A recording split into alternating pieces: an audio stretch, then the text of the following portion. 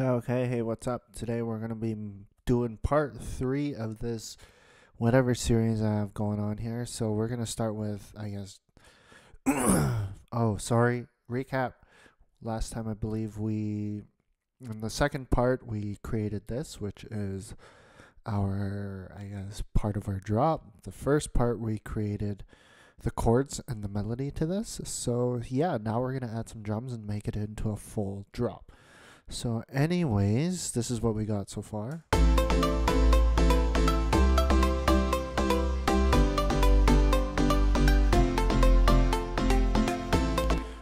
Okay.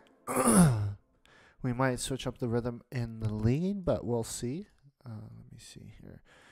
I just usually just get whatever kick. Just get it. Yeah, that's just a simple kick. Simple kick. Okay. And I usually just tend to go like this. And if you want that kick really, really like standing out there, get one that's more punchy. See, look. Yeah, see, it's a little bit more punchy. So we're going to do something different on this kick than we did the last kick. That's going to be like our main kick, the first kick that I chose. So, and then this kick is going to be doing something else. Okay. So we're just going to go like this. Right. Oh, that's a little loud. Okay. And so we got this one. See, together they have a very good kind of cover everything. But in this one, we kind of want it just a tiny bit right there. Not too much, but doesn't do much, but it helps it push through the mix. The other thing I don't do is I don't really do too much to my oh shoot. I really don't do too much to my kicks. Oh yeah.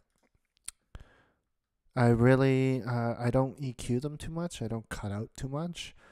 Because it's just a personal preference. I just like the kick the way it is. And I don't like to mess with it too much. So I like that one because it's very, very, very punchy. Oh, not punchy. It's very low. So we're going to get another one, right? Another kick. But with this one, we're going to take the EQ, okay? And we're just going to isolate this one part right around 100. Then click that. And we're going to bring this in, okay? So we should have a very sub bass. See? And we don't want it peaking too much, because we're here to just do whatever we're doing. But yeah. So now we got a thick ass kick. And today I'm not really feeling snares with this. I think I might go with just snaps. Okay, let's just go with that snap. And let's go with a clap.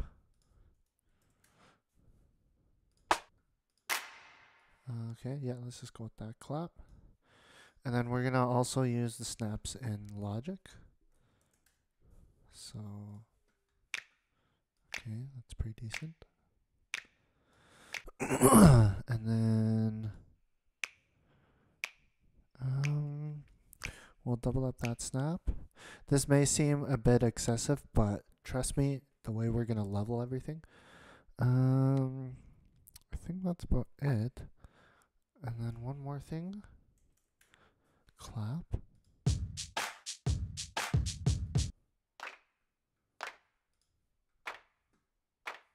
Okay, we're going to have that too. So we want just a lot of claps and snaps. Just kind of go like this, right? It's okay to like layer your stuff like this, but it's just when you start to like, I guess when you just have way like the levels are super high and it's kind of unnecessary. Like if I were to keep everything like this, sorry, if I were to keep everything like this, like I think to me that's a bit excessive, but that did sound pretty decent though. But just adding way too much layers, like let's say you decide to add like 10 different claps, I think it gets a little bit excessive and you get way too much frequency. So oh, okay. Okay, I'm liking that. So let's see what we got.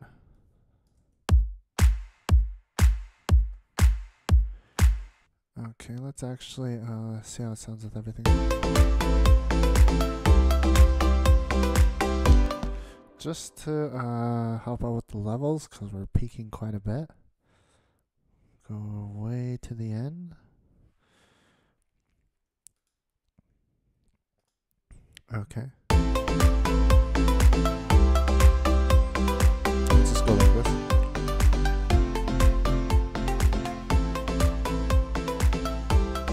That's decent. So we got the main beat, right? There's one last thing that I'm going to do with all of these instruments just before I get all the percussion in. So one thing that people don't know what happens, and you can barely hear it, but is a lot of producers like to put white noise, pulsing white noise into their mix. So white noise creates a lot of energy and is something that is used quite often in drops. So okay, I tend to just clip this. Okay, then I layer it with the kick. Okay, layer it with the kick, but don't have it way too high. So like this. Just kind of have it like this.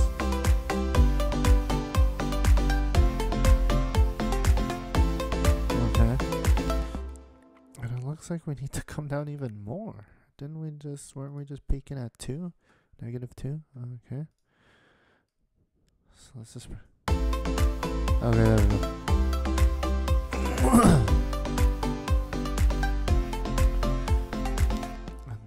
Is something else that is very useful. The other thing that I always put in my mixes is a tambourine. This is very useful because it comes with Logic. So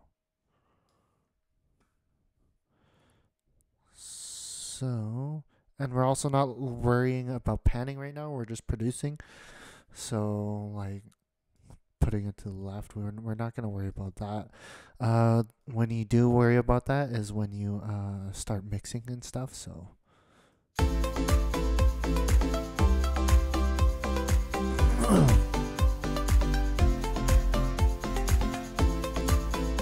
okay, so I'm liking that.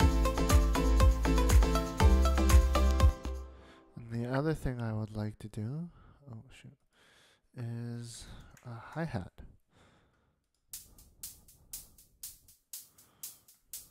So we're just going to go like this. And it's just a habit. I don't like using loops. Not loops. I just don't like the...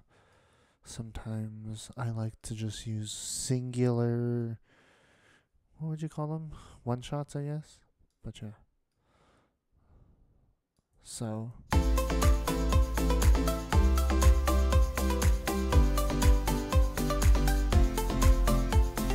Okay. Other thing that we need to do on all of these tracks, actually, just to make things easier so you're not doing it on every single track, is you highlight these all. So basically just hold shift and click the far end. So click all your leads and go to create track stack and then summing track. And then everything's coming out of here now. And then what we're going to do is we're going to create a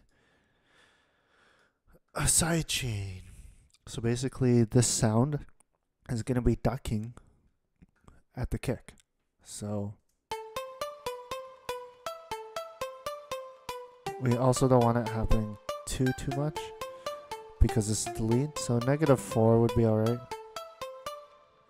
Okay, so then we're going to go down to here. We're going to do the same thing here. These ones will need a little bit more heavier, I guess, heavier sidechain because these are the leads. Oh, shoot. So we're just going to go to sidechain, look for a kick. Just, you're going to have to listen to it too. So around -8. You should actually hear it. So now let's move on to the plucky bass.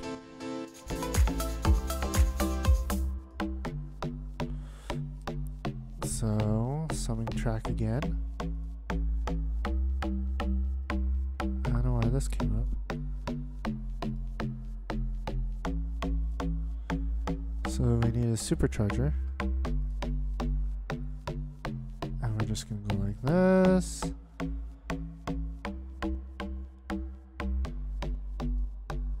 Go. This is just to, what's the word? Just, it allows the kick to push through the mix a little bit more without actually EQing. I find it very, very helpful. And I guess I'll do it with just a regular compressor, just so other people can see how you could do it within Logic.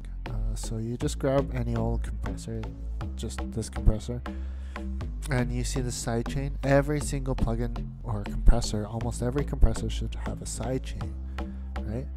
So it's going to say internal, you click on this, and you look for your kick, right? Okay, see, look, it's already kicking in. So you should hear it actually. If we just...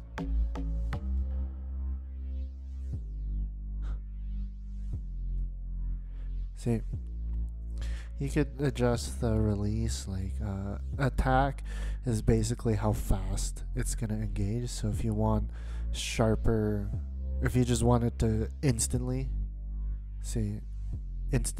engage when it hears the kick, you're going to have a very short attack. And then if you want to make it even shorter, when the compressor decreases, when the kick isn't playing, to go back to normal levels, you would have a shorter release. Or if you want to have it longer, have the effect last longer, you just mess with this. And the knee is basically, if you could imagine a curve, okay? So if you could imagine the ratio as a flat line, and then the threshold, right, as this, where you place this line, and then the ratio causes this line to bend in the middle, right? So so like, let's say 1, it's a perfect straight line, right? And you go like this, and that line starts to bend halfway.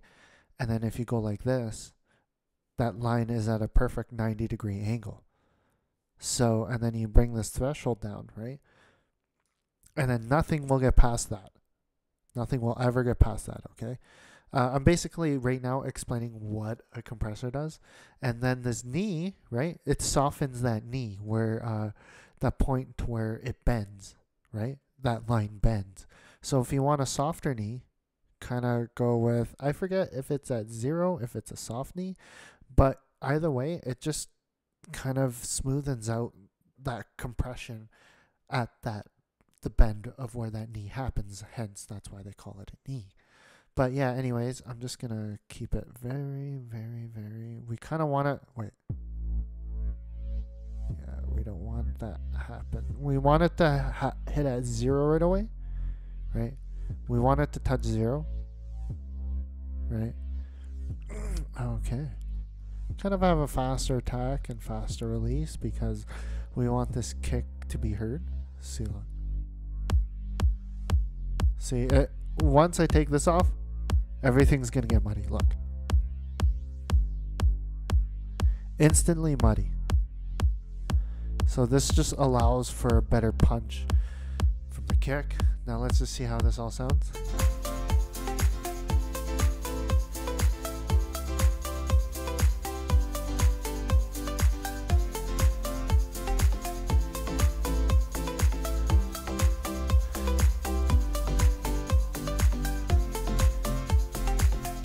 Wow, that drop is sounding actually pretty decent. Not too bad for just a random project. And yeah, I really hope that you found this a little bit helpful in creating your own drops. A lot of other people do different things, and this is just like the beginning of what some producers would do. This is just the tip of the iceberg. So sometimes some producers will have like, you know, 10 different subs, or not 10 different subs, but like 10 different sounding basses to create some certain sound, and they're putting it through one summing track, and it has to have this certain sound. Or some people will have like, I've had like 8 different piano tracks just to create a certain thickness that I wanted. But yeah, there's a lot of things that you can do, and the possibilities are endless. You don't even have to make this much to, I guess, add this much voices to have your song sound fuller. But yeah, this is basically just the beginning. So yeah, I hope you learned a lot in making a drop, and yeah, hope you like that.